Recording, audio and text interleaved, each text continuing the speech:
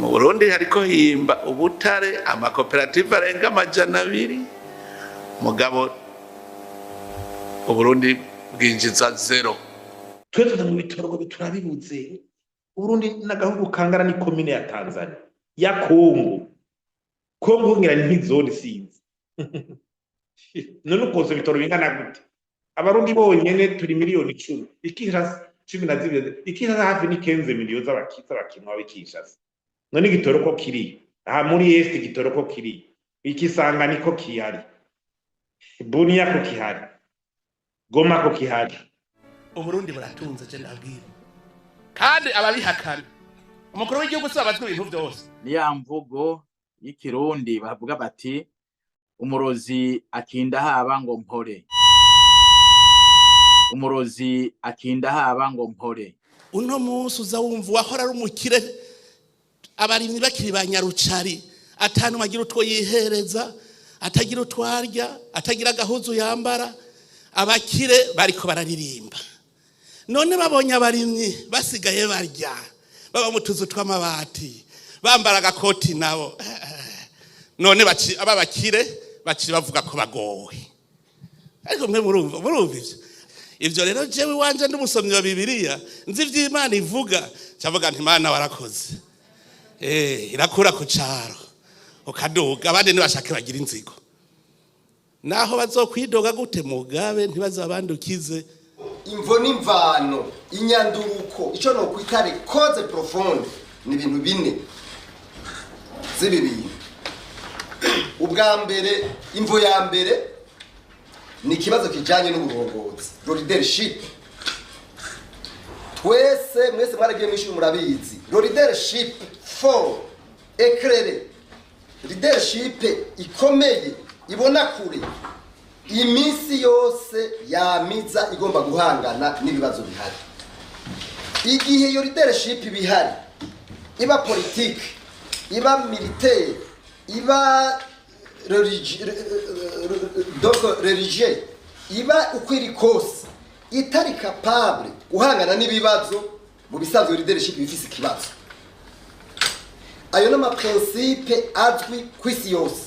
Nabanza shikaho dushitse abanza yumve ko atamurundi akwiye kubaho atakoze abanza byumva uko niyamara kuvyumva yuko atamurundi akwiye kubaho atakoze araheza tunegure wese umuntu akunegura wabize ivyuya uri kurakora kugira abaduca inkokora gusa nta nkokora tuzociga twigisha intwari bereye turwanya ibiturire twigisha abakozi gukora ntavyazi guko yiyicariye hagiye Bujumbura yumviriza insaku gusa zaba batama bakera agacaza rero umukuru w'igihugu giribi ntituza kwemvana ibintu ngo twigira abahanga abahinga bakomeye kandi atabyo tuzi.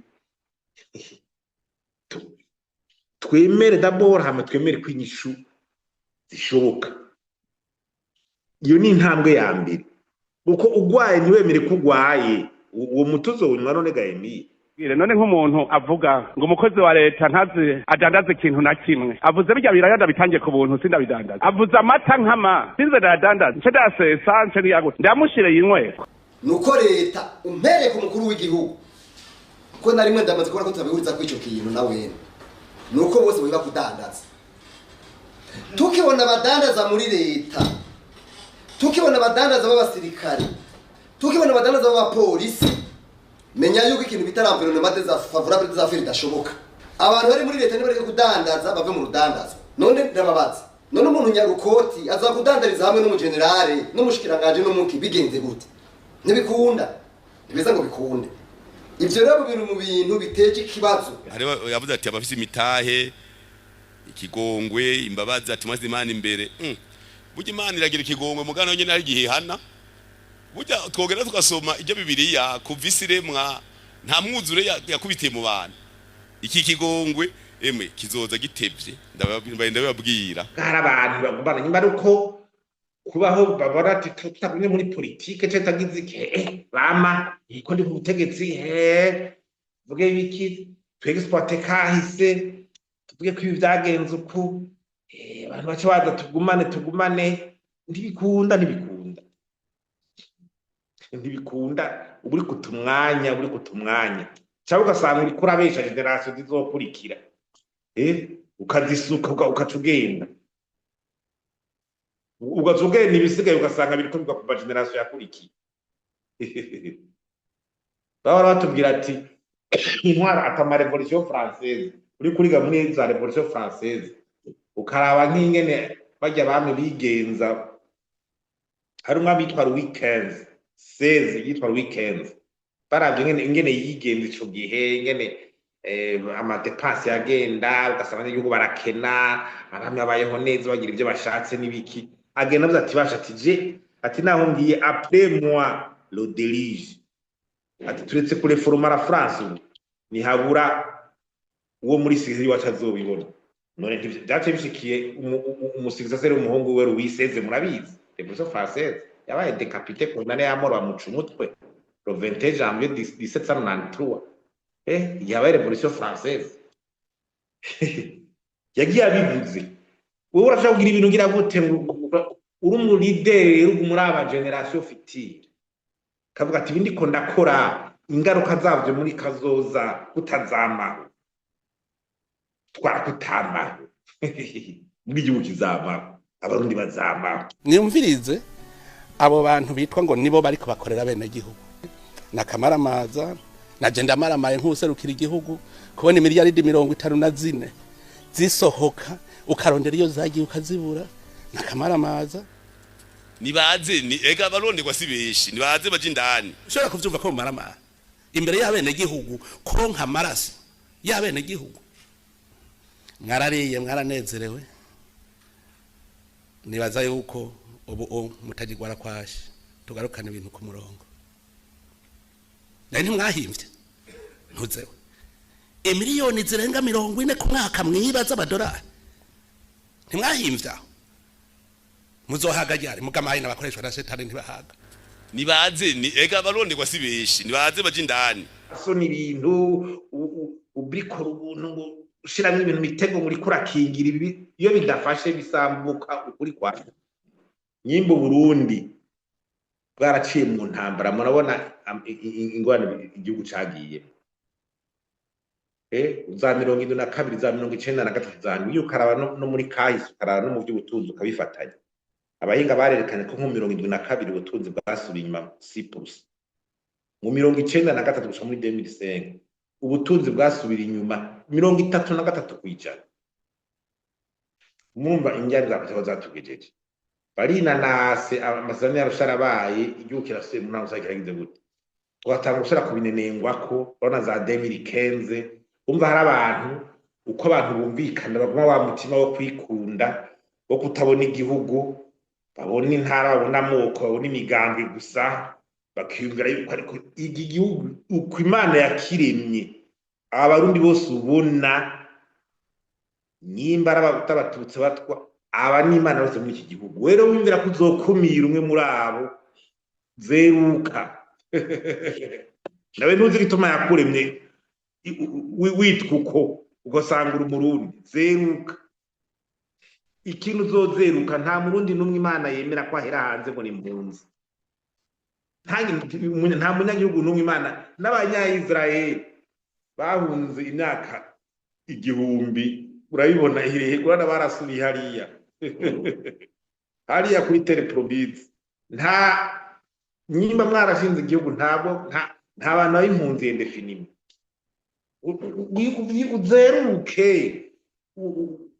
ntibishoboka urumva rero mwe mufata minenego ibintu byabaye mu 15 byagomba kwaka abene gihugu ububasha bwabo abarundi niho bakura ku kirundi barakunda ikirundi urubanza rwiza urubanza ruryoshe urubanza rw'iteka rurimwe abarundi b'umutima abarundi bakunda uburundi bakoresha ikirundi ca kirundi c'isuku bakoresha imigani kugira ngo utahure ico bavuze ukabanza kwiyumvira yani majambo abarundi bamye ari abafilozofe kubera rero rimwe na rimwe imvugo y'ikirundi usanga igora ururunganwe rwa kino gihe ugasanga ta kirundi cindani ca kirundi gihanitse ruzi nagomba no musi tuvuge mu kirundi ciwacu cumvikana amajambo akunda gukoreshwa mu kirundi tuyakoreshe kuko niwo mutima w'ikirundi arimo ukuri kwinshi. Rero tugomba tuyakoreshe duteko tugende turagerageza kuyasigura. Kanatsinda bavuga ngo utazi ikirundi akirundwamwo. Bisigura ngo barashobora kuvuga ikirundi utamenya insiguro ukagenda ihuruti, ukagenda ataco utahuye kandi havuzwe ikirundi. Ikirundi rero tugomba tugikoreshe mu gutanga inyishu za vya bibazo vyose tugize imisi twerekana yuko bihanze Uburundi. Voilà, mu ntango mwumvise amajambo agaragaza yuko hashobora kuba hariho ibibazo bitandukanye. Ndabasaba mwihangane mugende murumviriza ijambo rimwe ku rindi mpaka mushitse ku mpera. Uno munsi dutanga umuti w'ibibazo. Uno munsi twerekana ukuntu Burundi bwokogorora, abarundi bakaba mwiteka nitekane, abarundi bakaba mu mahoro arama. Kandi ahari amahoro nta kidashoboka, kuko ngo hari amahoro n'umuhoro uramwa. Ariko kandi munyihanganire, mbaye ndasaba imbabazi, sindi umuhinga mu kirundi. Ndabasabe tugende turafashanya. Abo barundi ba kera barayamaze bati ahari abantu ha murunturuntu. Umugani usigura iki? Usigura yuko ahari abantu hama ivyiyumviro bitandukanye, ahari abantu hama ingorane, ahari abantu hama kutabona kumwe ibintu, haba mu muryango, haba mu ishirahamwe, haba mu ishengero, haba mu gihugu, hama ibibazo, hama kutabona ibintu kumwe. Bagasubira bakavuga bati ahari abagabo ntihagwa ibara. Bisigura ngo ahari abantu b'ubuntu, ahari abantu b'ubwenge, ahari abantu b'abashinga ntahe, ntibemera yuko ibara rigwa, ntibemera yuko ingorane zamaho bategerezwa kuzitorera umuti. Mu gihe abantu bashamiranye, abo bantu baramama, abagabo baraseruka bakavuga bati sigaho bangwe. Aha mbere woca wibaza uti none aba bagabo mu Burundi baheruka kubaho ryari? Boba bakiriho? Iyo aba bariho tuba turi mu bibazo nk'ibi? Utwo n'utubazo abantu bamwe bashobora kwibaza. Abo ba kera bari baciye ubwenge cyane, barasubiye baravuga bati ibuye riserutse ntigica isuka. Uwo mugani usigura iki? Usigura yuko mu gihe ingorane yamaze kumenyekana, mu gihe ingorane iboneka, mu gihe ikibazo cyamaze kugaragara neza, biba vyoroshe kugikuraho, biba vyoroshe gukemura iyo ngorane. Ingorane ikomeye nukutabona ingorane. Kugira ngo nshimangire uwo mugani, reka nzane uwundi uwunganira. Barasubiye baravuga ngo uje gukira ingwara arayirata. Mu yandi majambo, kwemanga ikibazo ufise ni intango y'inyishu, ni intango y'ukuronka inyishu yacu. Iyo ugwaye ukaja kwa muganga, muganga akabura ingwara ugwaye, ubwoba ntibwobura. Ntushobora kubura ubwoba. Voilà, uguma ufise ubwoba. Kuko muganga avuze ati je simbona ivyo ugwaye kabisa, sindiko ndabibona neza. Ico rero nico aba ari ikibazo gikomeye. Ariko muganga akubwira ati wewe ugwaye malaria, wewe ugwaye diabete kabisa, ndayibona neza. Ingwara yose ubugwaye amaze kuyibona, biroroshe yuko aca guha imiti ukaja kuyifata kandi ugakira. Voilà. Reka iki kirundi cacu mbena kigarukiriza ngaha. Ngiye ndasigura ya majambo kuko turakurikiranwa n'abantu usanga kumbure amajambo y'ikirundi atari ikirenga batazi ikirundi gihanitse. Turakurikiranwa n'abantu usanga bavukiye Buraya canke bagiyeyo ari bato, eka mbere n'abari mu gihugu. Voilà, n'abakuze bari mu gihugu hariho ababa bakeneye izi nsiguro kuko ikirundi kiragoye. Ni naco gituma tuciga no mu mashuri. Birakenewe gukoresha ikirundi kuko ukura imvunja neza arayitarira akabanza kuyizunguruka neza hanyuma agaca motora. Mu Burundi kino gihe twoba dufise ibibazo bikomeye, niko bamwe bovuga bati nta bibazo biriho, abandi bakavuga bati tugeze habi. Umpaye iyo nyishu ndayitahura cane, ivyo nibisanzwe. Kanatsinda mu Kirundi bavuga bati nta nkokora ibonwa n'impande zose. Munyihanganire, bavuze ngo inkokora bisigura ingorane. Murakunze kumva bavuga ngo bariko baraterana udukokora canke ngo reka guterana inkokora, nguvuga reka guterana ibibazo. Tuvuze duti rero mu Burundi hariho ingorane, ni ngombwa yuko hashobora kubaho abantu bavuga bati mwanguha nta ngorane ziriho. Mwizo mpande zibiri rero uruhande rumwe ruba ruri mu kuri, urundi murumva yuko atakuri ruba rufise. Mu ntango ya kino cigwa nabashikirije amajambo atandukanye vyumvikana yuko ari bibazo bishobora kuba bigoye igihugu kino gihe. Mu nkundire mbanze shimire abarundi bose bagerageza gushikiriza ico biyumvira ku nyishu zotuma Uburundi bwogorora. Abo rero n'abatari bake bivanye n'umuhamagaro w'umwe wese, ariko kandi vy'umwihariko reka nshimire abagabo babiri, Gabriel Rufyiri na Faustin Ndikumana. Baragerageza kwerekana ingorane ziriho, mbere bagashikiriza n'ivyiyumviro vy'ukuntu umuti wotogwa.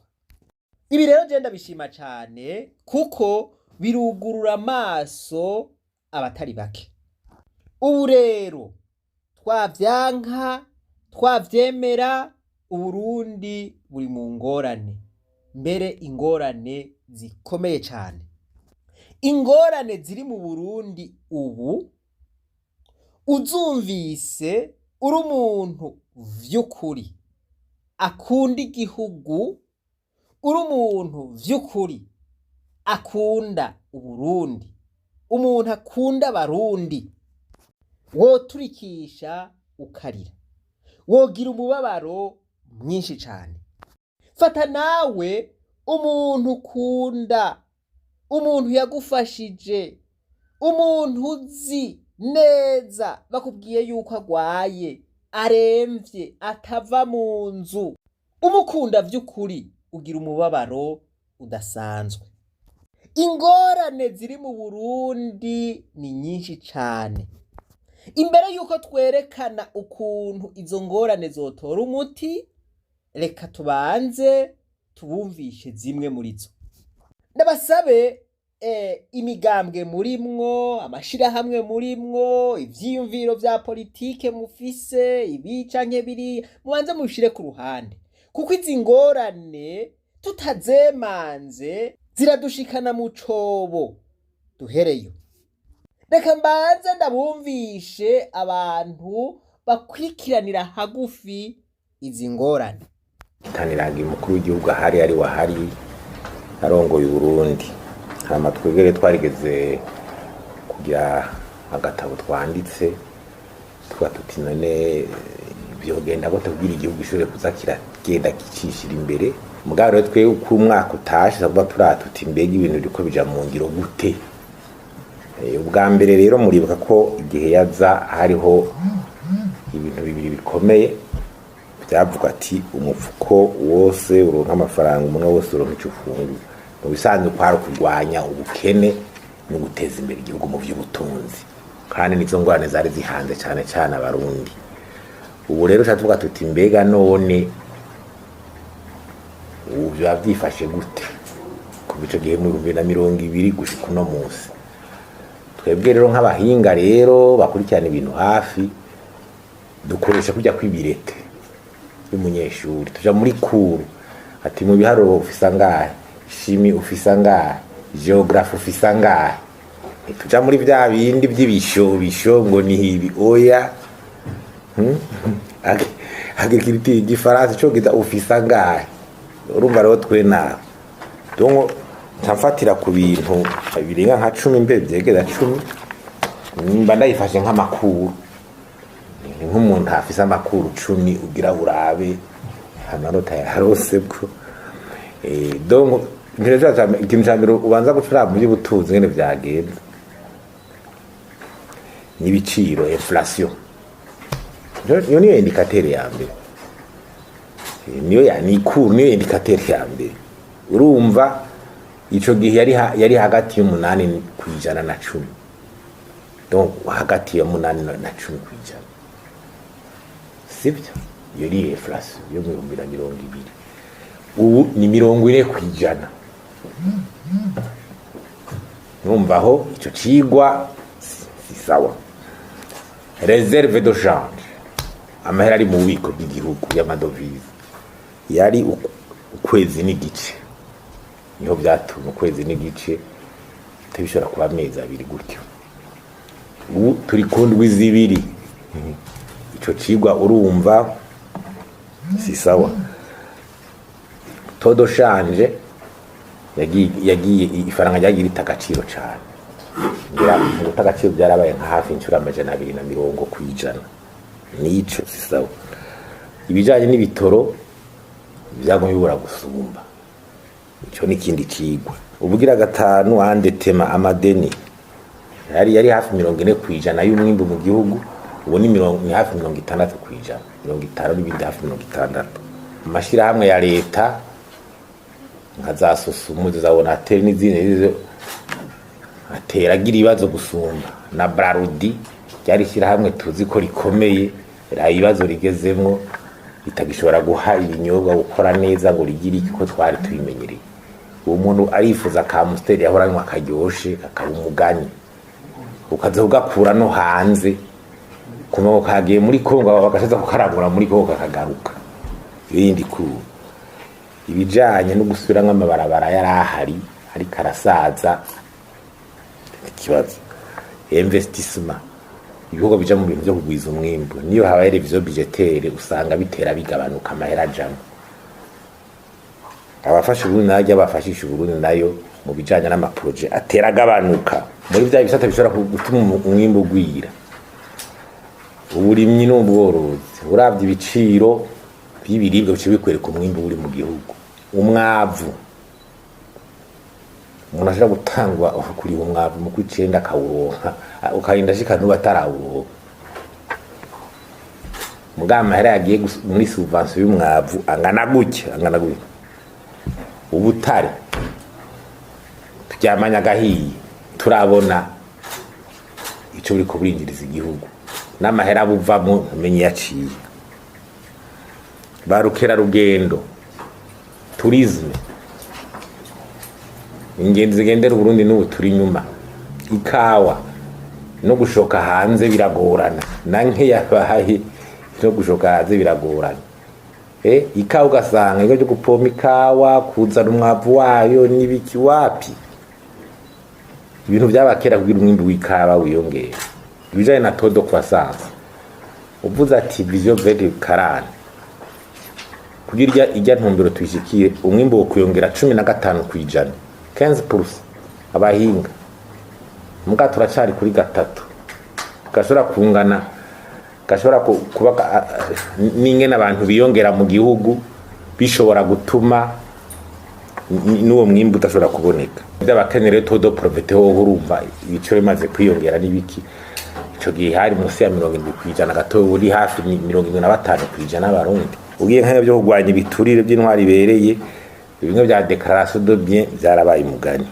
Conflit d'intérêt muri administration iguma no kuvuga vya binda administratif ari badandaza bakora ibintu byose byamaze gucangana ukabura leta hiri ibyo kudahana ngiye muri sociale nk'ibintu by'amarotrete abakozi ba leta urabona ingene byabaye ingorane umugani birabo bamwe bagenda gihutihuti babemerera ibi ikibazo agashomeri mu rwaruka urabona urwaruka ubunye ruva mu gihugu rwiruka ruja hanze kuri les opportunités d'affaires.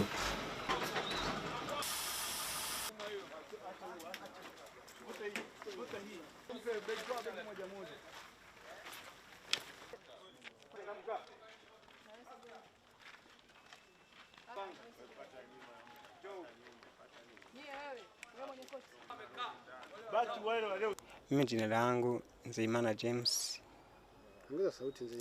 Nzeyimana James. Mimi natoka Gitega, Burundi. Mimi ni Murundi kabisa. Chenye kilinitosha kule nimekuja kutafuta maisha huku Tanzania. Maana kule kwetu maisha ni mabovu sana.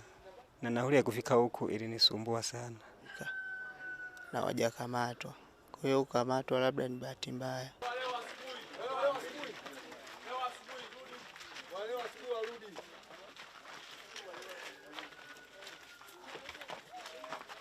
Tubanze twumvirize uyu mwana aherutse kwirukanwa mu gihugu ca Tanzania atubwire amakuba yabonye n'ukuntu yashitse mu gihugu c'u Burundi.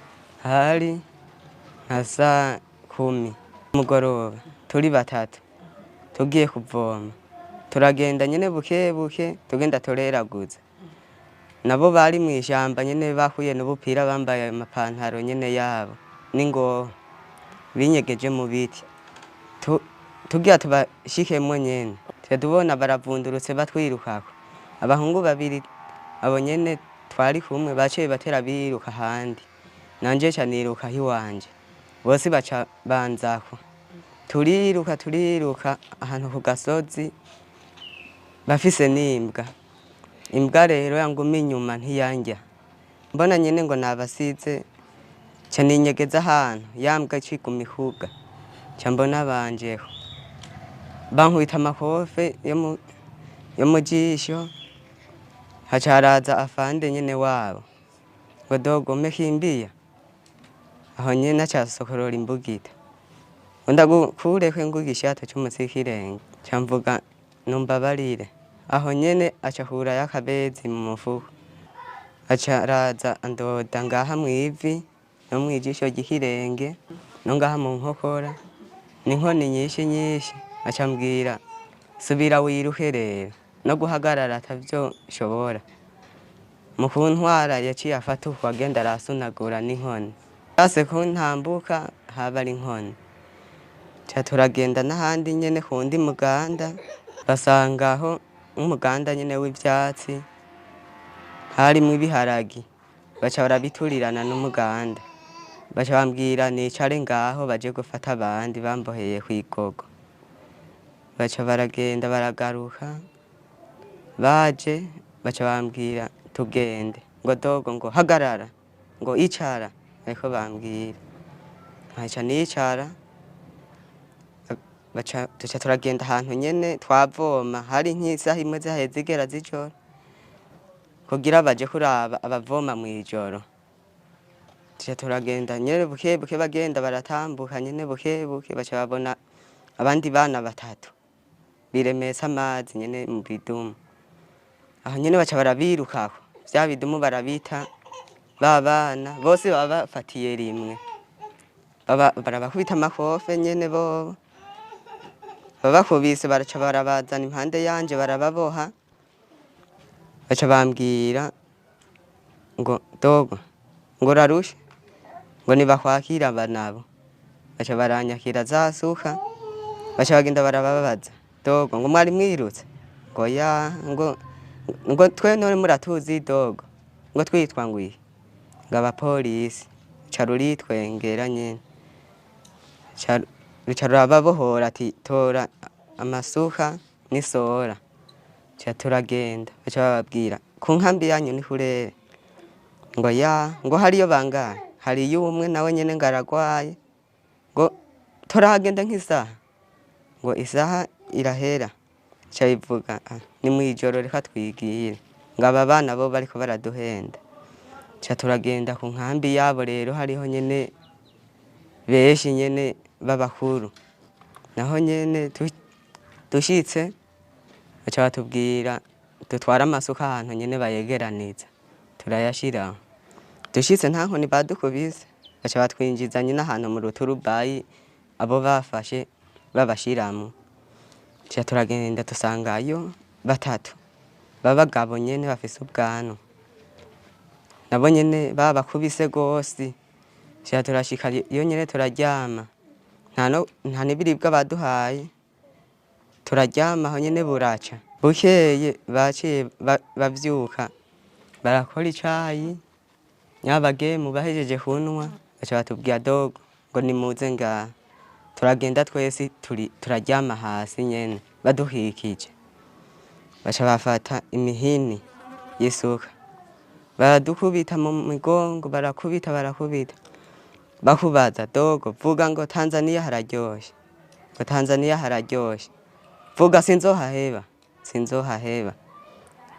hari ukuntu yankubise nyene inkoni yo ngaha ca ndataruka nyene ngo dogo wari wirutse ca mponyora kw'izosi aca arankubita inkoni nakubiswe nk'inkoni zihika 10 abandi bakwitwa nka 8 cavuga ngo dusubire twinjire mu wo muganda wabo nyene yaturinjira hajya nyene mu masaha yine baca batubwire ngo mwurire imodoka ca tururira turiye baca badutwara imakere nyene aho baba bandi bagemo aho baba imakere badutwayeyo naho nyene dushikira ku nkoni baradukubita ahejeje dusubira kurira imodoka cituzana igasuro rero niho abapolisi bace bavuga mwe mutuzanira abana tukazosubira kubona mutuzaniye abana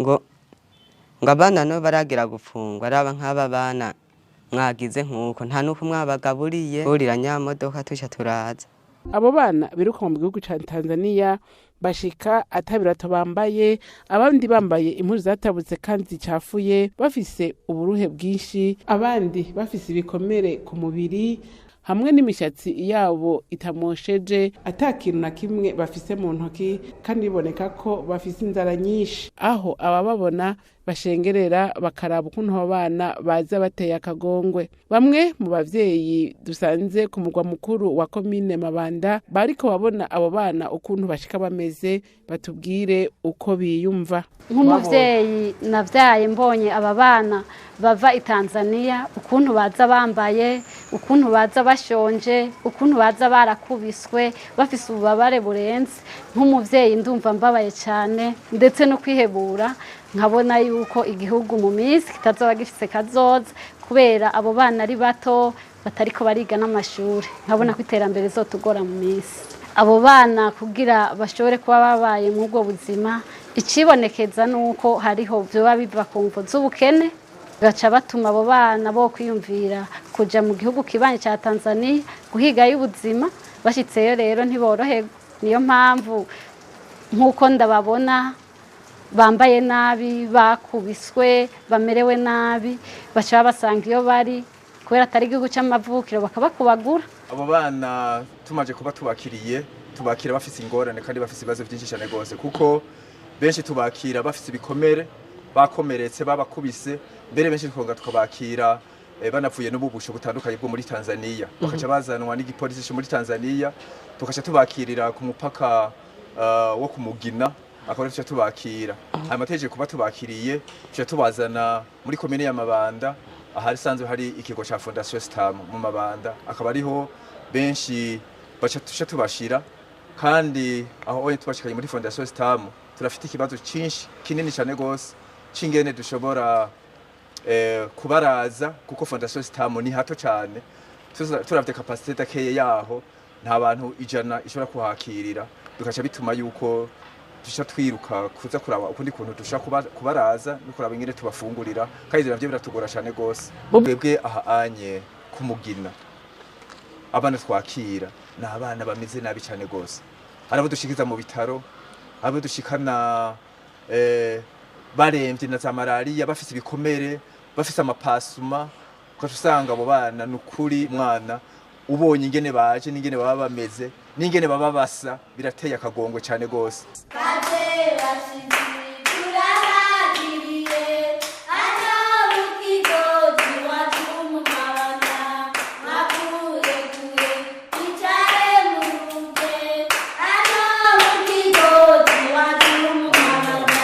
Nyene cyubahiro turafise ingorane shashi mu gihugu ikomeye cyane ugwaruka gwaheze ibiharuro dufise n'umushikiranganje ari ngaha ngiraza kudufasha ibiharuro dufise twe byaduteye ubwo turiga turasemerera tuvuga tuti ni muyungunganye dukore Imana yaduhejagije igihugu ciza gifise akamaro kundwi hagenda amajana 2 ku kwezi n'amajana 8 uravye amafaranga bategerezwa kwegeranya kugira ngo bagende n'amahera yobu mutaho ukomeye cyane gukora none gane incubahiro dukora iki kugira bagume ngaha ko turabakeneye bijya ndavyita iyo umuntu yaburaniwe no guta umutwe ivyo yase gukora ngaho urazi ko bizagenda gukora hariya ivyo yase gukora ngaho muri iki gihugu ye nivyagiye gukora hariya. Bana ba Africa, they are not supposed to be treated like this.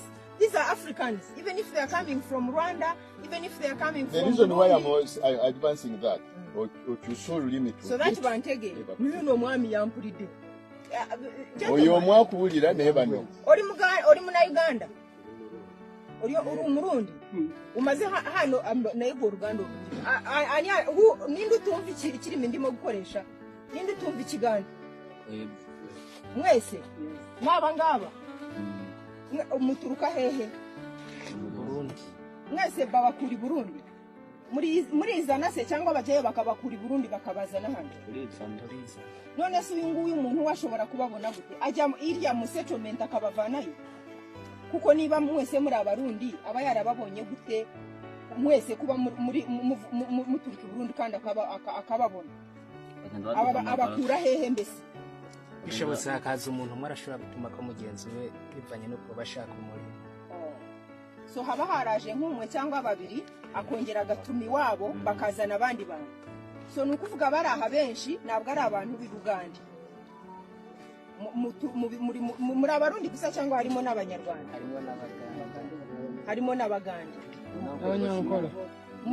harimo n'abanyankore mwese murara muri ubu none se mufite toilette ahangaha ziri hehe aho mujya kwifasha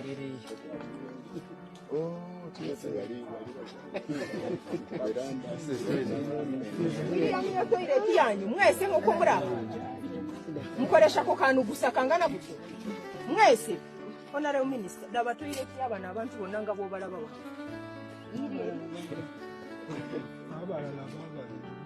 My God, this is painful. These are things I do not want to even see. This is terrible. What kind of life is this? There is a big team. I think this. They concentrate them according to the way. Iki ngiki nacyo mukiraramo se nangwa naho babika nk'ibikoresho mukoresha. Bamwe barakiraramo. Hari abararamo bakararamo n'ibikoresho. Umuhararamo nk'abangahe se? Ararayo bakeresha ntibashimye kuba mwigenzi kubera babisaga ko duhurira hamwe twaciye dushima kuza kubanga. So uyu muntu bakoresha niwo wabubakiye ububuzu cyangwa murabwiyubakira? Babahereza ibipapuro mukiyubakira cyangwa ibipapuro nabyo ni ibyanyu? Now, for sure, where are we going? It is so painful. This is painful, Honorable Minister. These are things I don't want to see me myself. It's good we can. This is why this gentleman has always refused us to visit this land. He didn't want us to see such things. This is actually kino kigende mu human rights. Yeah, but kino beba bachikwata kati. It's not our office alone. This must be catered for the human rights. Good. Jewe nagomba ndababwiza ukuri mw'abantu ndabivuga kandi maze kwivuga inshuro nyinshi ibi byo gutanatana k'ivyi imyikomo ibiki nibiki ibi jewe ibi ntavyo ndimwo gusa ngo ndababwiza ukuri ndaza abantu bamwe bamwe bashobora kuba bafise inguvu bafise niyo boshika mu kuvuga ibi bintu twebwe tudahagurutse ngo kuko ego mengo haguti umuntu nyene amajambo amajambo aravugwa ngo dusemerere na leta y'u Burundi dufashe none nari cyo turiba cyo turagira leta y'u Burundi dufashe uyu akavuzemo ngo leta irafitaniye amasezerano ngo n'igihugu cy'u Burundi mu bintu kanaka by'ukuri je n'ubu ndavugira ijambo rivuga ngo nimba Zambia ibona ko yarambiwe n'abarundi ni kubera iki tarazibira imbibe ngo abarundi bareke kwinjira ibi bintu rero je novuga nti ibi bintu birimwe ububisha mbere yego ibi bintu birimwe ububisha kabisa ni kubera iki batwemerera kwinjira ibi bintu je sinabitano na gatoya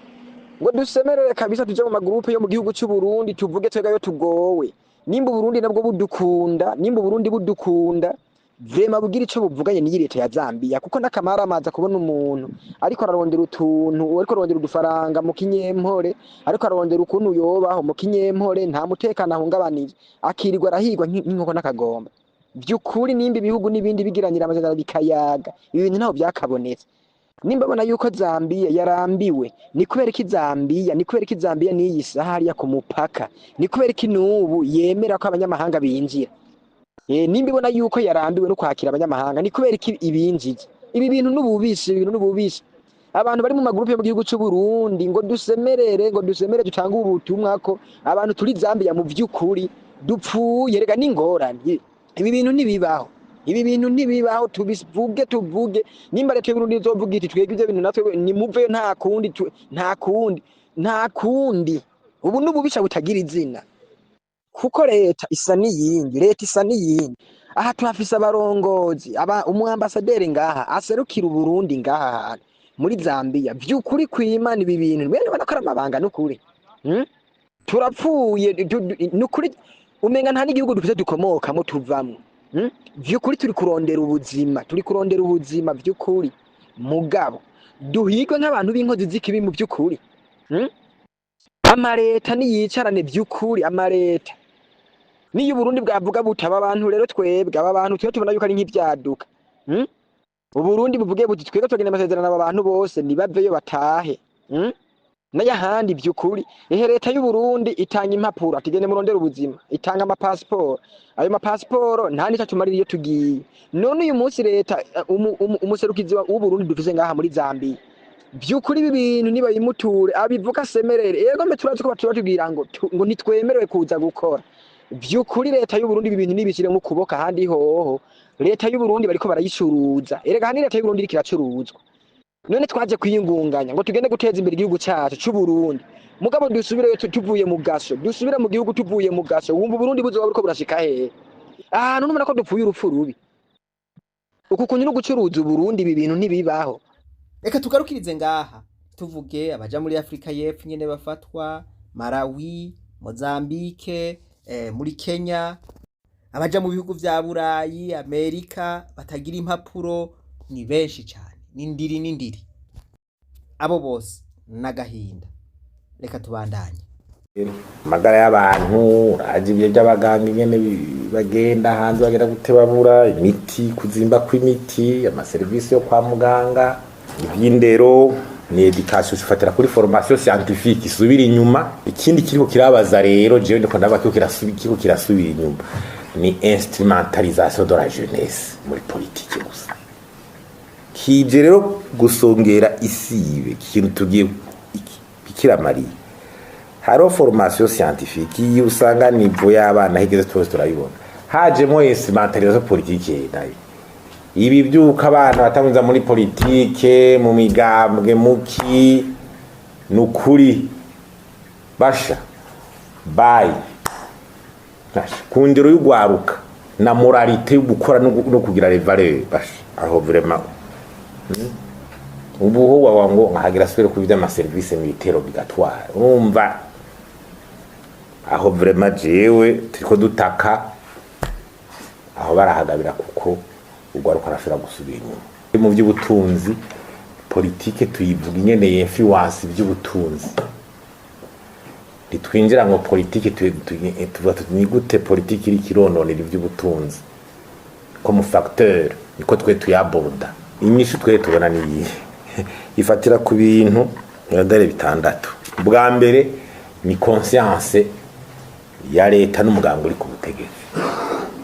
Conscience ni banyumve aho bari bamenye ko kuri no ku bintu byifashe.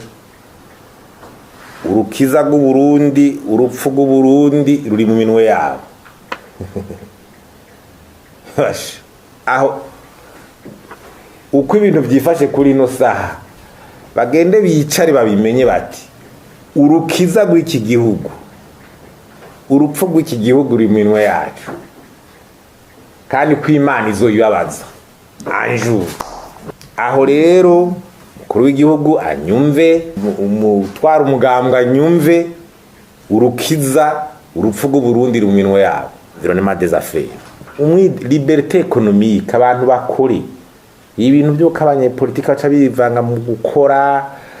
Environnement des affaires bwira secteur privé kore, mugabo usanga ari bo baje imbere, nitwe turabadandaza turibi, amategeko ntakurikizwe, kukingirwa n'ubutungane, liberté économique, harajamwe n'umugambwe kugira uronke isoko, kugira ugira iki, ibintu nyene by'akajagari kabisa. Rero nk'amadovize akaronka bakayabandi bakayabura, concurrence déloyale, bage bakaronka za exoneration abandi ntibazironke, bamwe bakaronka impusha zo gukora abandi bakazibura.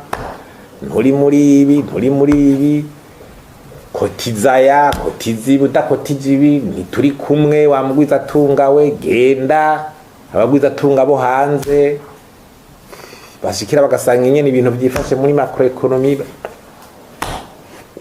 Umurundi ukuni igihugu cawe ukora n'amosozi pourquoi?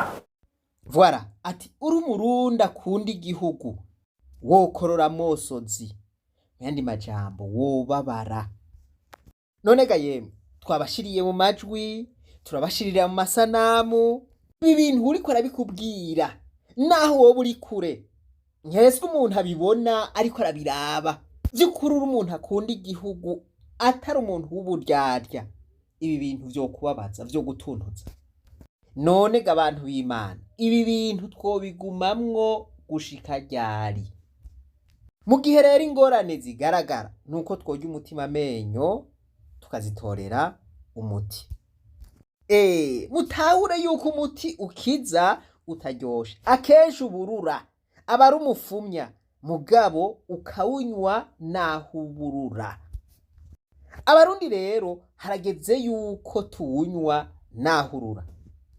Imbere yuko ntanga inyishu z'ibibazo vyose, reka tubanze dusabikanye iri jambo ry'Imana. Ni jambo ry'Imana ryanditse mu gitabo ca Nehemiya igice ca mbere guhera ku murongo wa mbere. Umutwe w'amajambo uravuga ngo Nehemiya yumva inkuru z'ivyago vyateye i Yerusalemu. Ku murongo wa mbere, amajambo ya Nehemiya mwene Hakaliya. Mu kwezi kwa Kisilevu mu mwaka ugira 20, nari nsanzwe ndi ku munwa Ishushani, maze Hanani umwe wo muri bene wacu araza azananye n'abantu bamwe bavuye i Buyuda, mbaza inkuru z'amasigarira y'Abayuda abari barasigaye batajanywe ari nyagano, mbaza n'inkuru z'i Yerusalemu. Barambwira batabari barasigaye muri ico gihugu batajanywe ari nyagano, bari n'amarushwa menshi n'ibitetegwa, kandi inzitiro z'amabuye z'i Yerusalemu zarasenyutse, n'amarembo yaho yarahiye. Nuko maze kumva izo nkuru nca nicara ngaho ndarira, mara iminsi mbabaye nisonzesha nsengera imbere y'Imana nyenijuru. Reka mbe ndagarukiriza ngaha. Nehemiya yari mu buhungiro, hanyuma bamwe mu biwabo bamusanga iyo yari. Voilà, atangura rero kubaza amakuru y'ivyo basize mu gihugu, bamubwira ingene abasigaye mu gihugu batahunze, batajanywe nk'inyagano bamerewe. Baramubwira yuko bari mu bimaramare, bari babayeho mu buzima bubi cyane. Nehemiya rero ngo niko guca yicara araturikisha ararira, agira umubabaro mwinshi, ngo aca arisonzesha kubwo igihugu ciwe, kubwo abantu biwabo bari bamerewe nabi.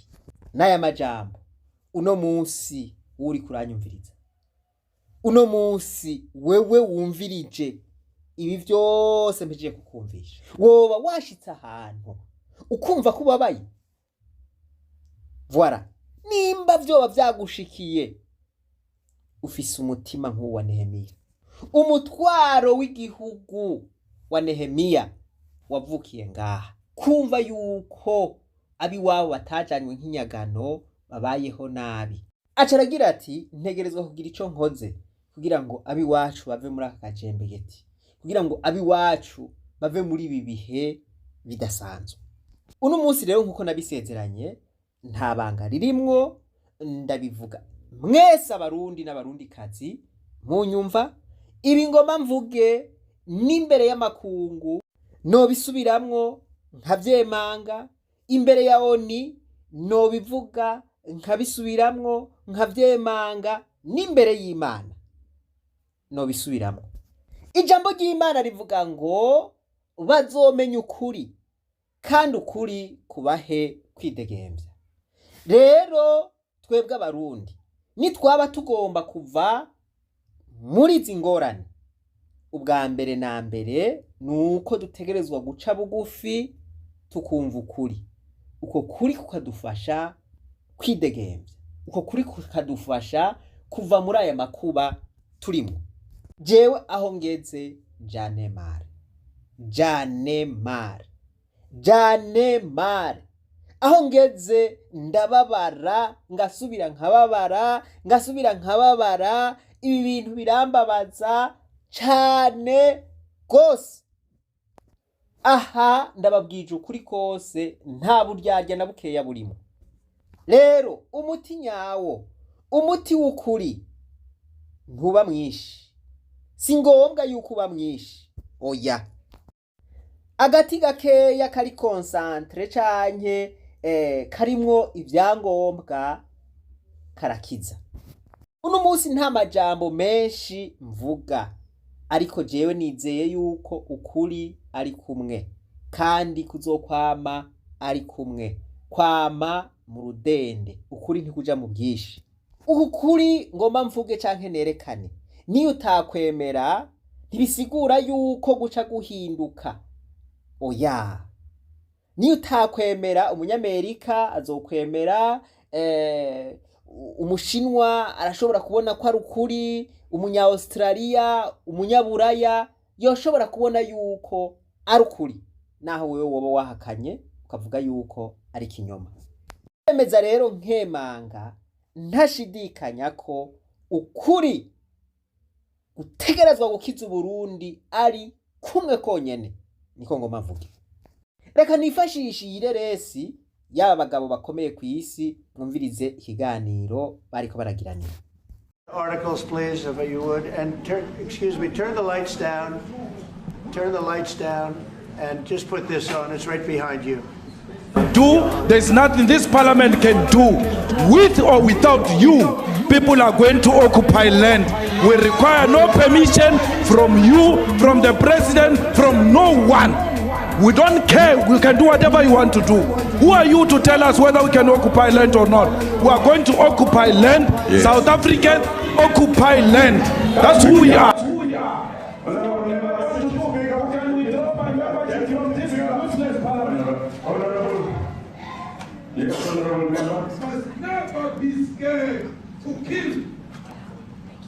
revolution demands that at some point there must be killing, because the killing is part of a revolutionary act. Back to this issue, which I really would like us to talk about, and talk about it very calmly. We were taught by Nelson Mandela that whenever there are problems, people need to sit down around a table and talk about them.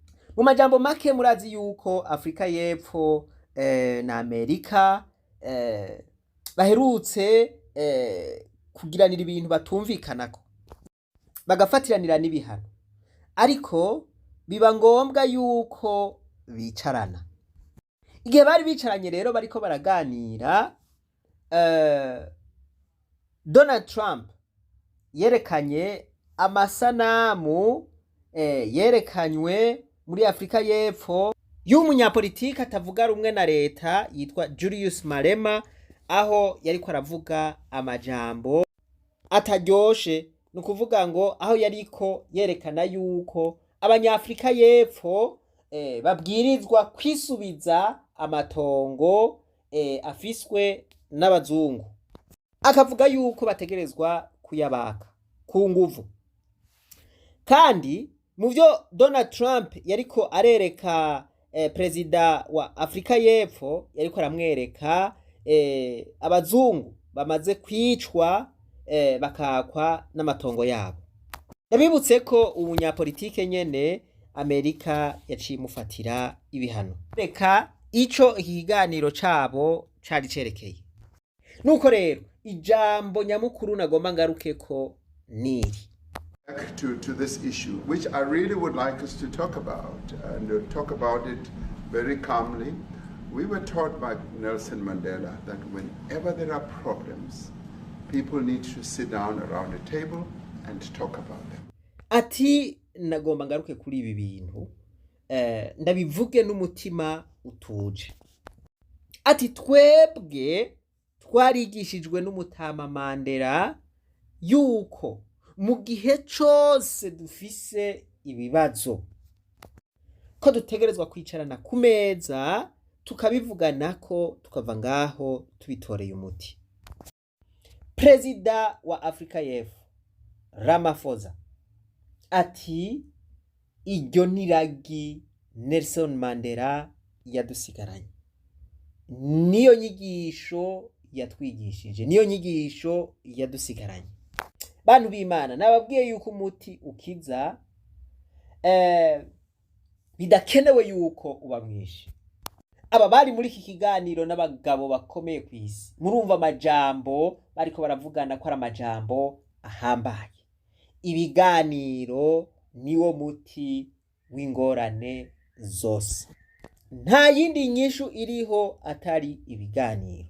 Ufata umuheto, inyishu ni ibiganiro. Ugira manifestation, inyishu ni ibiganiro. Mu Kirundi baravuga ngo ibiganiro nigo rupfunguruzo rw'amahoro, kandi ngo kutavugana niryo soko ry'amazimwe. Ukutavugana niyo nkomoko y'ibibi vyose: ubwicanyi, ugwanko, ubusuma, ubukene, vyose ivyandagutakiye vyose, ubuja, ubuhungiro bwa misi yose, ivyo vyose biva ku kutavugana. Mu gihe Uburundi bwari mu ntambara, bumaze mu ntambara imyaka irenga 10, turi mu magume, abari bafashe ibigwanisho vyarabataye kuwa amazi gufata igihugu. Abari ku butegetsi vyarabataye kuwa amazi gutuza canke kumariza abo bita abansi b'igihugu. Abari mw'ishamba vyari vyarabananiye no gufata n'izone nimwe n'umutumba numwe ngo bawigarurire, vyari vyarabananiye. Abari ku butegetsi vyari vyarabananiye kugarukana impore mu gihugu. Waza wumva ngo ngaha bateye, abantu bapfuye, ibintu vyasambuwe, ibintu vyononekaye, leta nta bushobozi yari ifise bwukingira abanyagihugu. Vyarananiranye ivyo bintu, bamwe bakwegera ino abandi bakwegera hariya. Akarere gatora mwarimu Julius Nyerere kugira ngo abe umuhuza w'abarundi. Arakora ibikorwa bitari bike, aratanga impanuro zidasanzwe, arakora ico gikorwa gushika mu mwaka w'igihumbi kimwe n'amajana 1999. Amaze gupfa Mandela aca amusubirira mu kibanza gushika mu mwaka w'ibihumbi 2000 habaye amasezerano y'ibiganiro vya Arusha. Icarana kugiranira ibiganiro hari ingorane zidasanzwe nivyo vyatumye abari mw'ishamba bagaruka mu Burundi. Ntibatsinze intambara, abari ku butegetsi ntibatsinze intambara ngo bomore burundu abariko barabagwanya. Abariko baragwana ntibafashe igihugu ngo bomore ubutegetsi bwariho ico gihe. Ibiganiro nivyo vyabashize hamwe, ibiganiro nivyo vyabahaye ijambo. None ubu habuze iki ko twokwicarana tukaganira ku ngorane zose igihugu yifise. Perezida Ramaphosa wa Afrika y'Epfo aravuze ati Mandela yaratwigishije ko mu gihe cyose dufise ibibazo tubwirizwa kwicarana tukabitorera umuti. Mandela yafashije abarundi n'umuntu isi yamenye nk'umuntu adasanzwe, nk'umuntu w'umushinga ntahe. Amahanga amakungu yaramukomera amashi ahashitse. Every time Nelson Mandela walks into a room, we all feel a little bigger. We all want to stand up. We all want to cheer because we'd like to be him on our best day. Bill Clinton ati Mandela n'umuntu twubaha cyane. Mu gihe cyose ariko ararengana twese turahaguruka tukamuha icubahiro. Ati kubera twese twifuza kuba nkawe. Aha Bill Clinton yarakiri umukuru w'igihugu ca Amerika. Icyo nagomba mvuge But what I would say to you is mu bantu benshi there is a little bit of apartheid in everybody's heart. Apartheid mu mitima yabo. And in every gnarly, knotted, distorted situation in the world where people are kept from becoming the best they can be, there is an apartheid of the heart. And if we really honor this stunning sacrifice of 27 years, if we really rejoice in the infinite justice of seeing this man happily married in the autumn of his life, if we really are seeking some driven wisdom from the power of his example, it will be to do whatever we can, however we can, wherever we are, to take the apartheid out of our own and others' hearts. Ladies and gentlemen, the President of South Africa.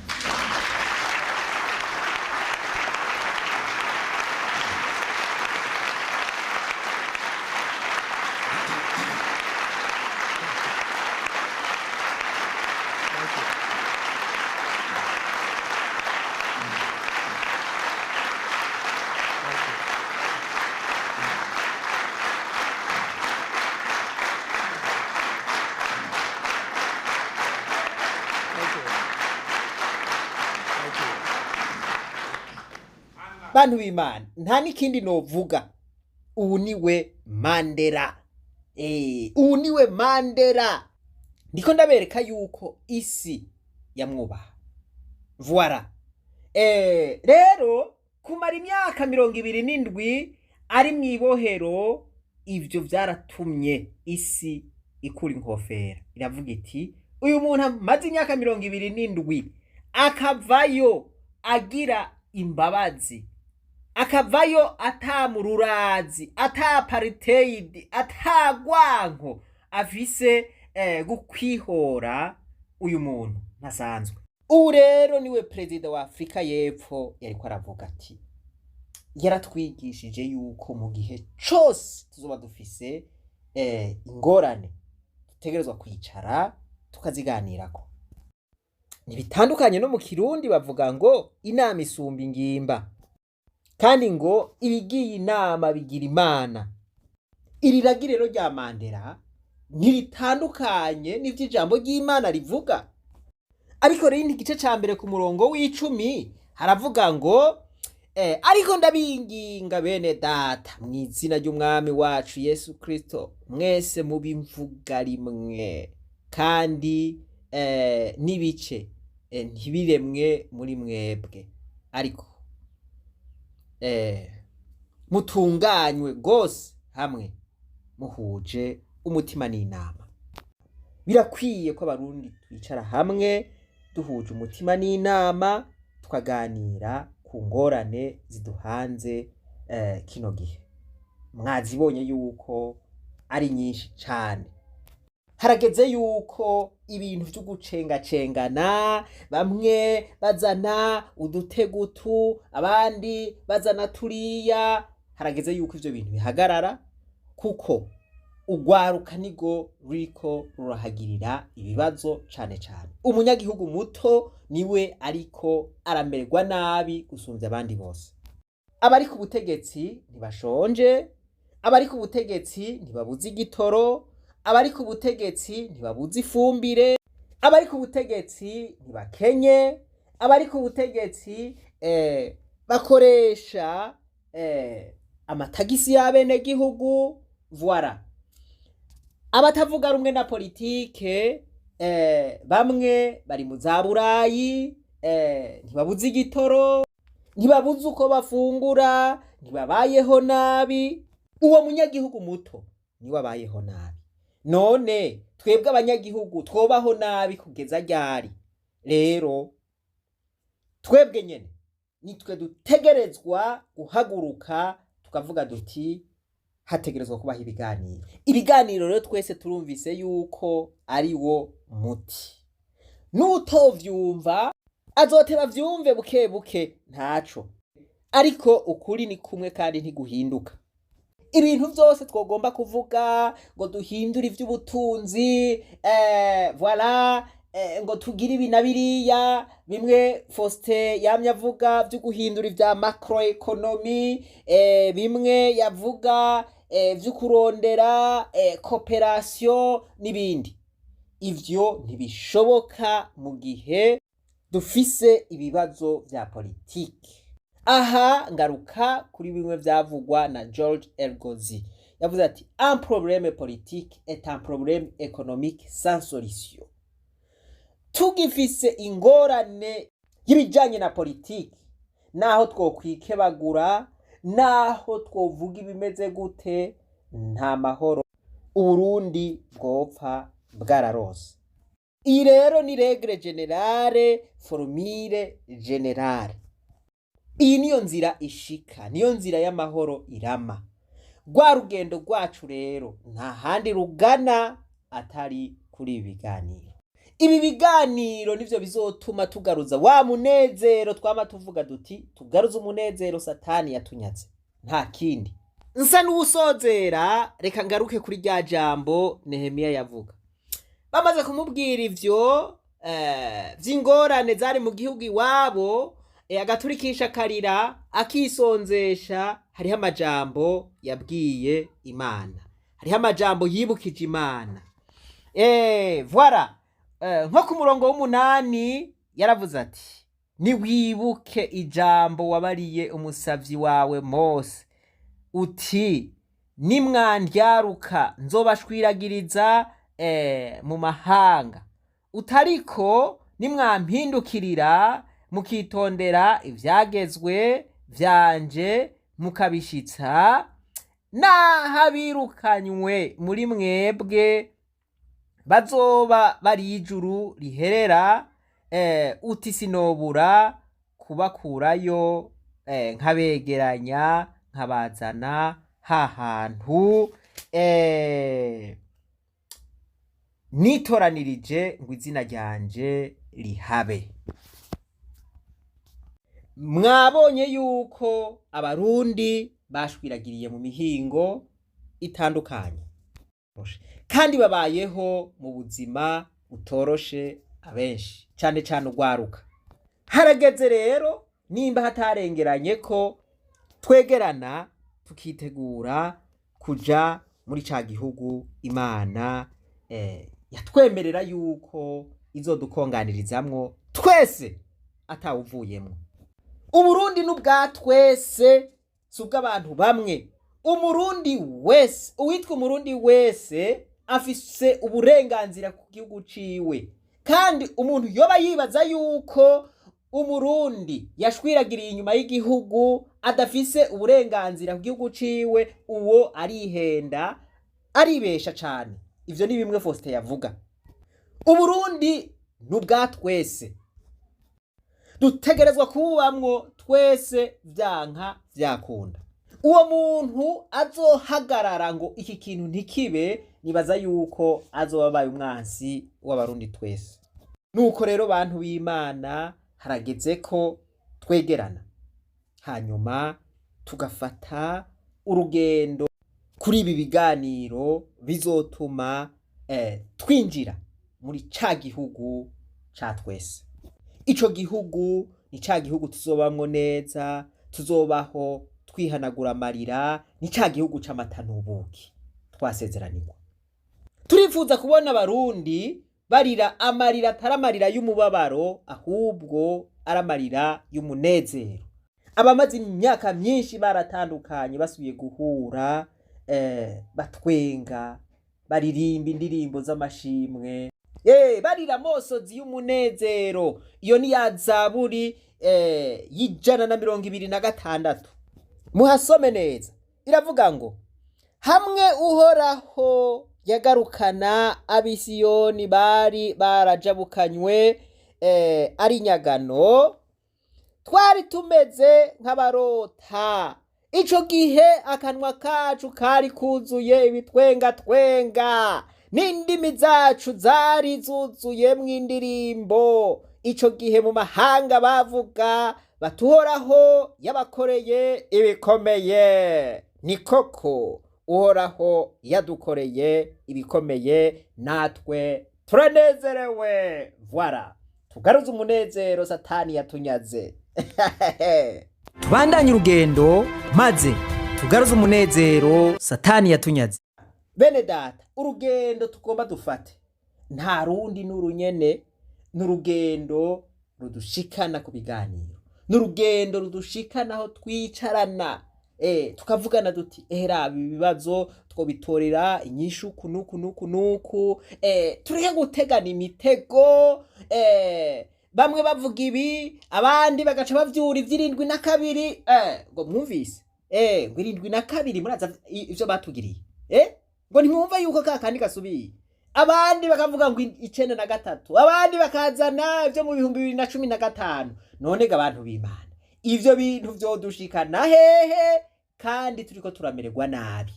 Voilà, dukureho rero iyi mitego maze dufate urugendo. Je nta kindi nipfuriza abarundi, nipfuza yuko twofata urugendo kugira ngo umunsi umwe tuze tuvuge aya majambo ari muri iyi Zaburi y'126, tuvuga duti erega twari twarabisomye, twari twavyumvise, ariko no munsi turavyiboneye bitubayeko. Nuko rero hari uhava mbaza ati none ivyo biganiro ko bavyanse, ko hariho abatavyerekwa, ko hariho gushika n'ubu abumiye ku nyungu zabo gusa atari inyungu z'abarundi, abantu batagomba yuko Uburundi bwogorora bwamira hahandi muri vya bindi. Ivyo kanatsinda ntibibaye rimwe, twagiye turabibona no ku ntwaro zirenganye vyarabayeho, aho abantu bakomantaza imitima gushika yaho hameneka amaraso y'abarundi benshi mu Burundi. Twarabibonye kwa Farawo arakomantaza umutima, ariko abantu bibaza yuko Farawo ari we yakomantaje umutima. Imana yonyene niyo yavuze ngo jewe ngiye gukomantaza umutima Farawo kugira ngo icubahiro canje cigaragaze. Reka ndabisome mu vyumve. biri mu gitabo cyo kuvayo igice c'indwi ku murongo wa 3 haravuga ngo ariko nzokomantaza umutima wa Farawo mpeze ngwize ibimenyetso vyanje n'ibitangaza vyanje mu gihugu ca Egiputa. Abantu bagiye gukomantaza imitima banka yuko habaho ibiganiro vyokura abarundi mu kangaratete. Abo bantu bazoba ari materiel didactique y'Imana. Voilà. Nukuvuga ngo Imana izoba yonyene kugira ngo yigaragaze. Voilà. Ibimenyetso vyayo bikwire vyose hanyuma abarundi batabagwe. Abarundi baronka umwidegemvyo. Umuntu wese atifuza yuko ibi biganiro bibaho canke umuntu wese yoba intambamyi y'ibi biganiro, uwo muntu si uwipfuriza ineza Uburundi, uwo muntu si uwipfuriza ineza abarundi, uwo muntu ntagomba yuko abarundi batezurirwa, uwo muntu yifuza yuko abarundi bamira mu mubabaro, abarundi bamira mu buja, uwo muntu yifuza yuko abarundi bamira muri wa muvumo. Uko ngoma mvuge abarundi bazoba bari muri uru rugendo umutima bazoba bafise. Ijambo ndiko ndabasomera si bose bagemera, baravuga bati ayo majambo twara hariya. Si bose bifuza ko Burundi bukira.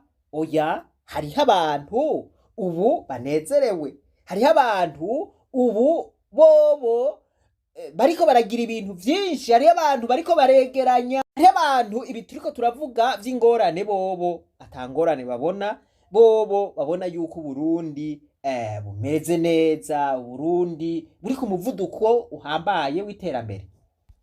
Abo sibo ngomba mvuge, abo ngomba mvuge naba bakurikira. Reka nisunge iri jambo riri muri Samweli wa mbere igice ca 22 ku murongo wa 2. Haravuga ngo kandi umuntu wese yari mu magorwa n'uwari n'umwenda n'ugendana imyidogo bakoranira kuri we aba umukuru wabo, nuko abo bantu bari kumwe nawe bari nk'amajana 4.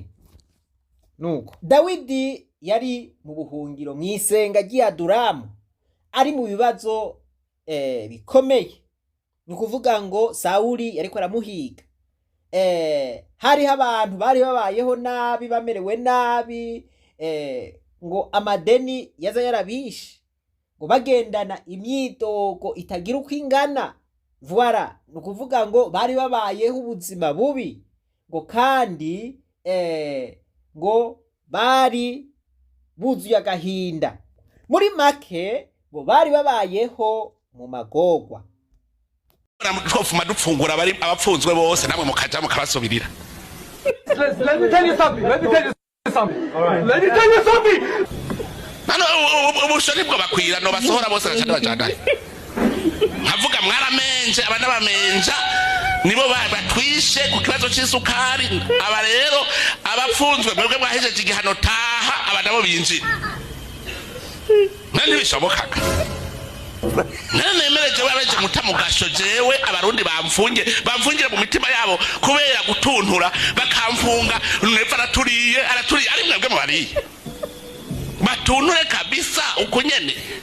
Imana sugwa bahiriwe, oya nugwa batuntuye, nugwabo barundi bafise amagorwa mu mitima, nugwabo barundi bafise imyidogo bavuga bati none bagabo ibi bintu bizohera gute, bizohera ryari? Erega turi mu kangaratete. Voilà, abo barundi nibo dukeneye. Bamwe bafise umutima nk'uwa Nehemiya, bamwe bavuga bati twebwe hageze n'igihe cyo kwicisha bugufi tukisonzesha kugira ngo igihugu gikire. Twebwe turiteguye kubikora kugira ngo tuve mu kangaratete, kugira ngo agasuzuguro kari ku barundi katuveko. Abo bantu buzuye umubabaro kubera ibiriko biraba mu Burundi, abo nibo dukeneye. Voilà, Nehemiya ngo yaraturikishije ararira arababara amara iminsi yiyugaranye yisonzesheje. Abantu bafise umutima nk'uwo nibo dukeneye, abantu ubu banezerewe voilà no kubona ibiriko biraba abantu bariko barabikamisha, abo ntabo dukeneye. Oya trop c'est trop vraiment, oya ibi bintu birageze ahantu habi cane, harageze aho duharanira ukwidegemvya kwacu. Mu bihe nk'ibi bamwe barashobora gufata inkoho bakavuga bati oya aho bigeze twe turafashe imiheto turagiye mu ishamba. Ibyo sivyo ndiko ndahanura abarundi. Hariho abagira bati twebwe turaremerewe tuzinduka mwibarabara twerekana akababaro kacu. Bantu b'Imana, ibyo sivyo ndiko ndababwira, sivyo ndiko ndabahanura. Uwoja mwibarabara arashobora kugira ikibazo, barashobora no kumurasa. Woja mwishamba azobishobora koko? Ntavyo nzi. Urugendo ndiko ndababwira tugiye gufata n'urugendo nifuza yuko atamaraso y'umurundi numwe yoseseka. Ayamaze guseseka aramaze. Twiyumviye yuko twokoresha ubuhinga bugezweho. Ubu twavuze duti nuri muri Amerika, nuri muri Australia, nuri hariya muri Brazil, uru rugendo azorujamwo atangorane. Nukuvuga ngo n'urugendo nimba ba Martin Luther King bagira urugendo go mwibarabara canke bagandi baca mwibarabara, ubu biriya bihe sivyo bihe vy'ubu. Ubu turi mu buhinga bw'iterambere, nukuvuga ngo ubuhinga bugeze kure cane. Turashobora gukoresha amatelefone yacu, turashobora gukoresha internet kugira ngo tugire urugendo. Umuntu wese aho yibereye akaba ari mu rugendo, kandi urugendo rugakunda. Ushobora kwitwengera uti mbega ibyo vyokunda? Byo ntibishoboka. Voilà. Nehemiya igihe yafata ingingo y'ukuja kubaka i Yerusalemu, voilà, hariho abantu bitwa ba Tobiya na ba Sanibarati. Bari abantu b'abategetsi mw'ico gisagara, mugabo bari bifitiye inyungu kuko ngo bari basanzwe ari n'abadandaza. Voilà, bo baprofita ako kangaratete Yerusalemu yarimwo, voilà, mu kwironkera inyungu zabo. Abo rero nibo baca intege Nehemiya bamubwira yuko ivyo ariko aragira bitazoshoboka. Rero nubu ntihabuze abavuga bati ivyo ntibizoshoboka. Okay, twaragize application twarigeze kwibabwira, turavuga duti iyi application izodufasha kwegeranya abarundi atankomanzi, umutekano wabo umeze neza, ata muntu aza avuga ngo naka heraba ndamubona ukunuku. Oya, twavuze duti ni application izoba imeze neza, aho abari muri application batazobonana, mugabo bazobona igitigiri c'abari mu rugendo, igitigiri c'abari muri iyo application.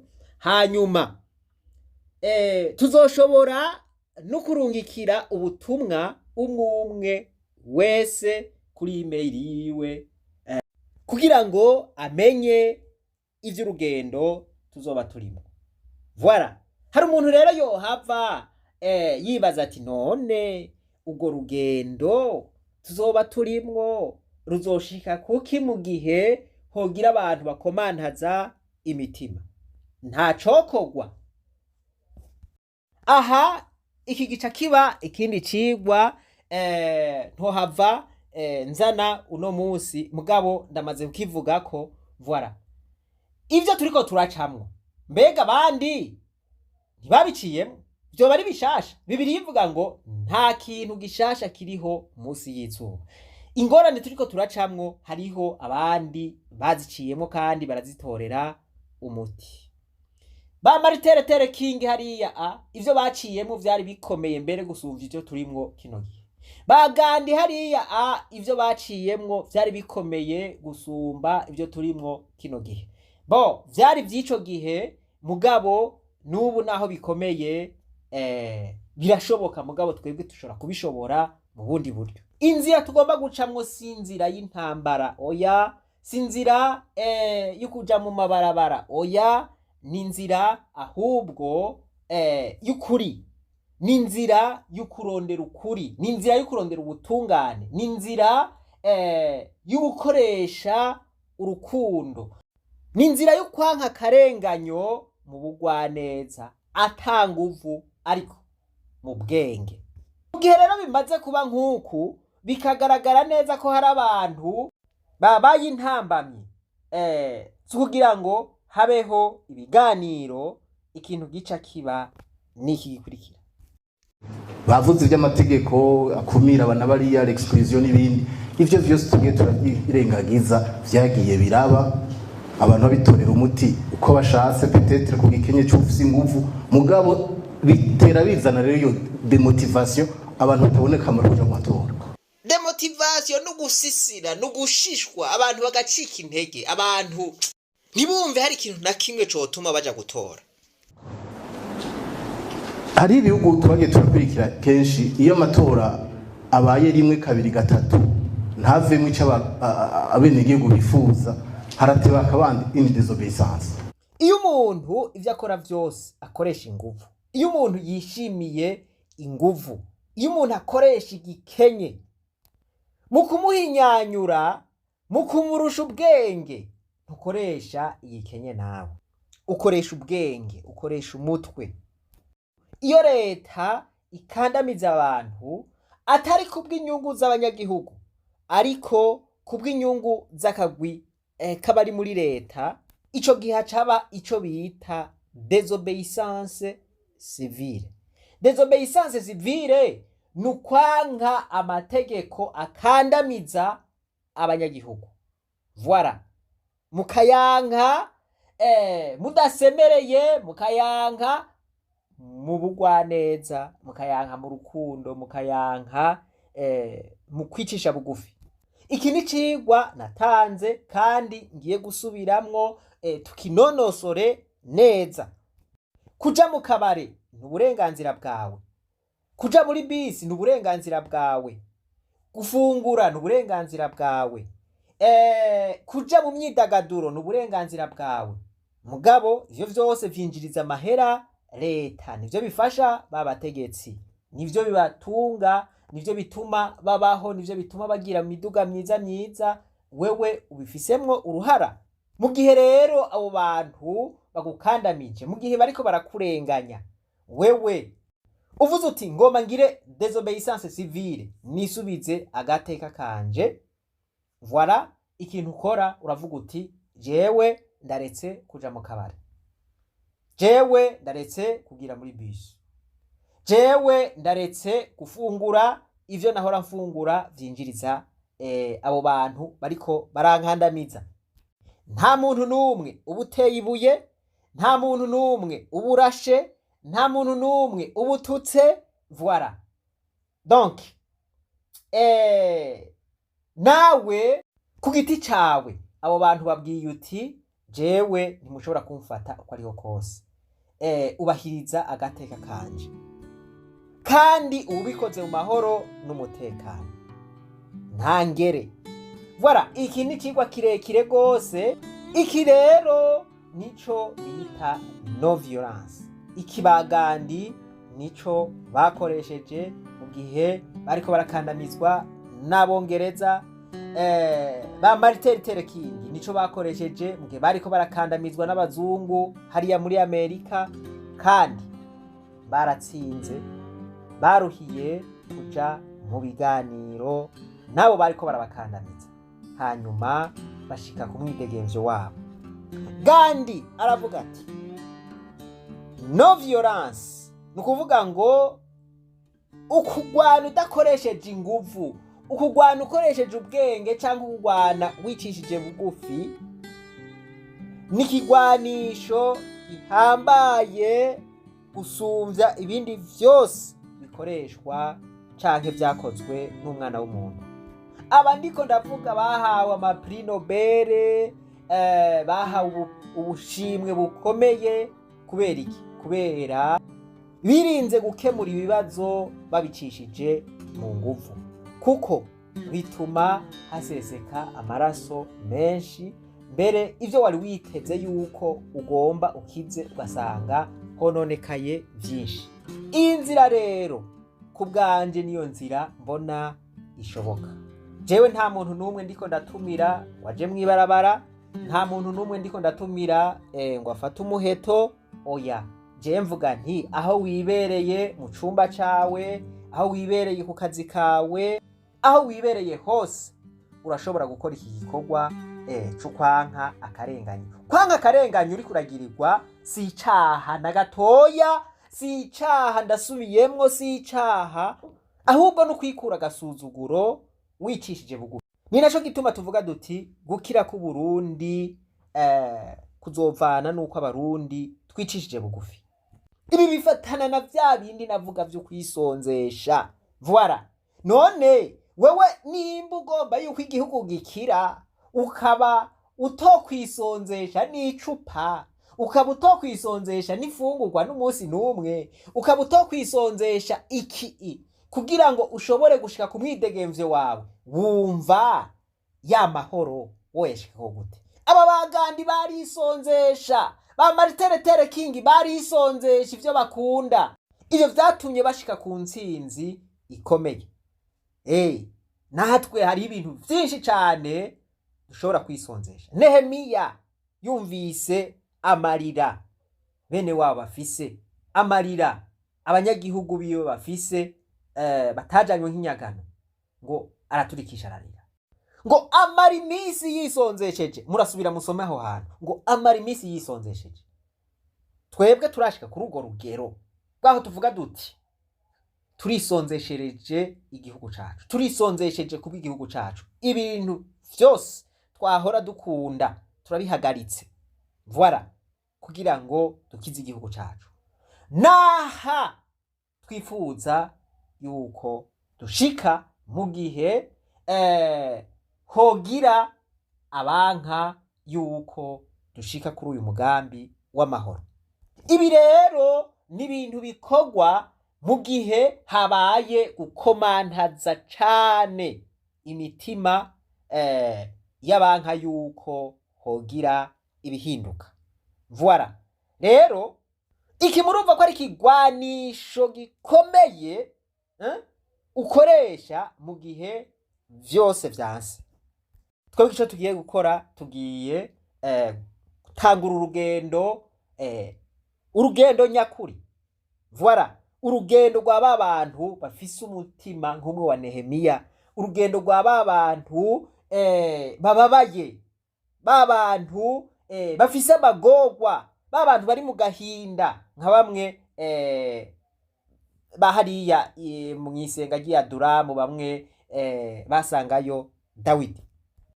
Abarundi twiyegeranye buke buke mu rugendo, voilà, abo bantu bose batunduye kubw'igihugu c'u Burundi, tuje hamwe buke buke, urugendo rurete, nta kintu na kimwe tutoshikako turi kumwe twese, kandi mukuri dufise amerekezo amwe. Aho twifuza gushika twaherekanye, twavuze duti twifuza kugera kuri ya zaburi hariya y'126 imwe ivuga ngo twari tunezerewe, wakanwa kacu kari kuzuye ibitwenga twenge. Voilà. Tugaruza umunezero Satani yatumaze. Uko tugeze aho dushika ku biganiro, turifuza yuko ivyo biganiro vyotuma ingorane zose zakubise Burundi zitari bwatorerwa inyishu zitorerwa inyishu, hanyuma Uburundi tuje ku murongo mushasha, dufate page nshasha, tugire page nshasha, kahise tukava inyuma, duhanga amaso kazoza, yambona kazoza, ntituzokwirirwa turashika mu 2060 canke mu 2040. Nabwiye nti ahubwo tuzohava dusanga twayishitsemwo mu 2030. Abantu bazotuma ibi bikunda niyo generation y'abantu bashasha, niyo generation y'abantu badundumiwe, niyo generation y'abantu buzuye umubabaro, y'abantu bagowe, y'abantu bagira bati nukuri igihugu cy'u Burundi kiragowe. Abo nibo bantu bakunda igihugu kuko kanatsinda. Ukunda afise ikibazo urababara. Ndizera ko umuntu wese akunda Burundi ataburyari akabona ibiriko biraba kino gihe, ndizera yuko ababaye. Reka garukirize ngaha, ibisi bike uwumva yumvise, kandi si ngombwa ngo mwese ushobore gutahura ibyo mvuze. Ibi ni ivyiyumviro vyanje, nk'uko n'abandi bagiye baraterera ivyiyumviro, n'abandi kumbure bazoterera ibindi vyiyumviro. Voilà, bama babitereye. Ariko uru rugendo oya byahindutse. Si ibi twama tuvuga ngo urugendo runuru. Oya, ubu tugomba tuje mu rugendo nyezina.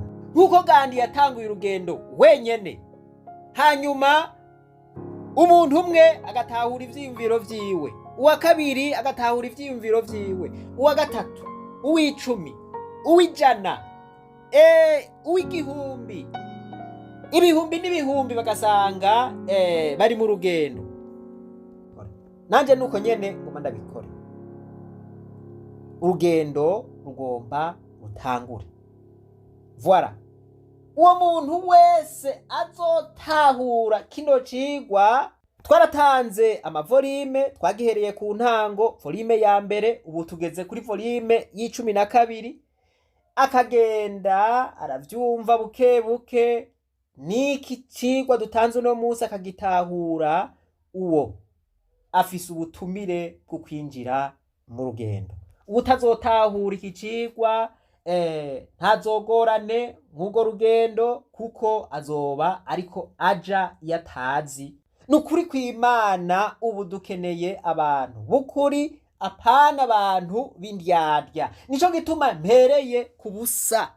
Muri iyo application hazojamwo umuntu tuvyumva kumwe, umuntu tubibona kumwe.